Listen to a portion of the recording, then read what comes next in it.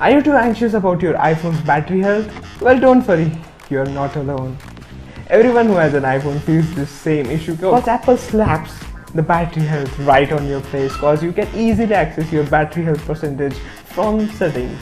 And it's kind of hard to do it on Android, so that could be a reason you feel a bit anxious while seeing your battery health running like that, because you don't get to see the battery health percentages on your Android device. That's why you feel a bit anxious when you check it on your iPhone and see it running percent by percent. And yeah, it's kind of obvious, it's kind of our nature to worry about your newly bought expensive stuff.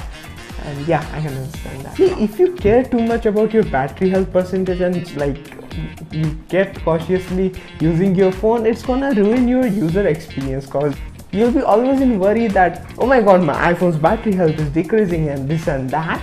So don't do it. Enjoy your phone and that's it. It's pretty simple thing. If you're gonna use your iPhone, it's gonna go through those battery cycles and it's basically a lithium ion cell. So over time it's gonna degrade. So decreasing battery health capacity is normal. Don't worry about it. It basically has a lithium ion cell and over time it's gonna degrade. So it won't hold that much charge as compared to when it was new. Okay, for this I want to share my experience how my battery health journey was with my iPhone 12. I bought my iPhone 12 like a year ago. It has 88% of battery capacity right now, and it made me feel a bit worse about myself that I used my phone too much. But I was wrong. Like, I was not that wrong. I made few mistakes, I agree. It should be around 90%. Like, at least it should be around 90% after a year. That was my thoughts. But what I think about it, understanding that battery health is just a number. That might sound a bit lame, but when I compared my stats when I had like 95% of battery health as compared to now, they share pretty minimal difference. Back to the topic, when I bought my iPhone 12 in like 2021, in August 2021, and it had 100% of battery life for the first 3 months. Then it started declining 1% each month, and I was a bit worried about it. It used to haunt me every single month that my iPhone is not gonna hold that much charge. Then after a year, recently it dropped 3% in just 1 month. I made few mistakes here and there. I used to use my iPhone with this Samsung Tab S7, and I use my iPhone as a hotspot device for like entire day because I used to do my work on this tablet and I needed internet, and I don't have a Wi-Fi router at my home, so obviously I'm going to use my phone's hotspot entire day, and that caused the consistent drain of battery every single day, and it made my iPhone heat through consistent rates every single day. And yeah, anyways, those were some mistakes that I did. Currently my iPhone 12 has 88% of battery health, but I do not feel any difference. It's pretty smooth, like it gets me through the day. If battery drains like to 0%, I can charge it easily. The battery life doesn't bother me much, but even at 88% of battery health, my iPhone 12 is giving me a day-long battery life, almost 6 to 7 hours of screen on time with intensive use, and that's pretty good. And yeah, I don't game on my iPhone 12. That's a point to be considered. And yeah, one kind of serious topic. I had to get this out from a long time, and today I'm making a video about battery health. So yeah, I felt this is the right time to do that. When you update your iPhone to a newer iOS version, like it could be a normal security patch or major iOS upgrade, the battery does take a bit hit for a few days. Like I kept using iOS 14.6 till last month because I was worried about my battery health. Yeah, that's why I'm making that video, to make myself comfortable, and that's a whole different story. Anyways, I was on iOS 14.6 for at least a year.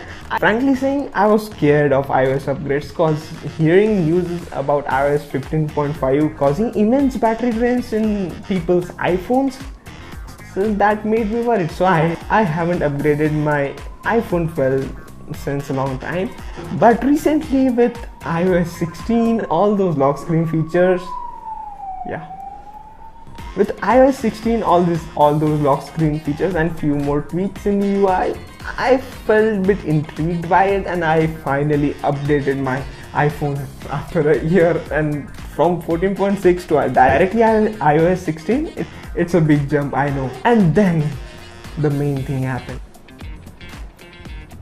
For the first 2 days, I noticed the immense battery drain. My iPhone 12 was not even lasting for 4 hours a day, and that get me thinking, have I made a mistake upgrading my iPhone 12? But I was wrong.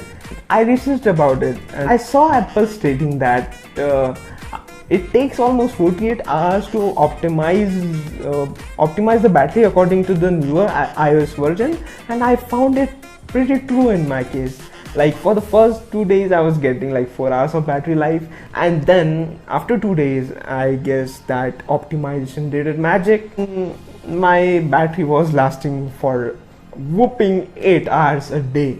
I don't have screen time on, I don't have stats to show you, but around 7 to 8 hours I was getting pretty good battery life.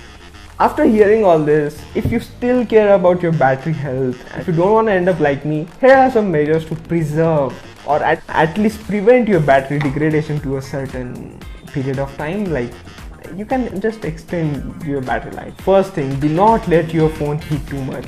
Don't use it while it's plugged on charging. Don't record videos while it's plugged on charging. It will eventually cause heating of your iPhone, and that's not good for your battery. Second thing, you all know it, drain your phone to 20% and charge it up to 80%, and it will just prolong your battery cycles and giving you an amazing battery health for prolonged time, and that's kind of good. You can do it. Like I should have done that. Third thing, turn on optimized charging mode in your iPhone setting, and I guess everyone of you watching this cares about your battery, and you must have already started that on your phone. Fifth and most important tip, do not use your iPhone's mobile hotspot for too much time. Like, use it for means until you get your task done. Turn that off in between, cause I have noticed on my iPhone 12 the mobile hotspot keeps constantly sucking up the battery, which leads to slightly increased temperatures and constant battery drain, which is not that great for your battery.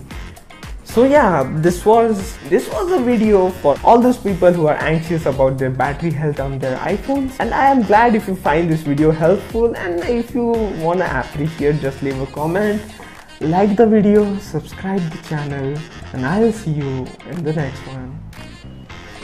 And I hope this is started now, like please God. Thank you so much.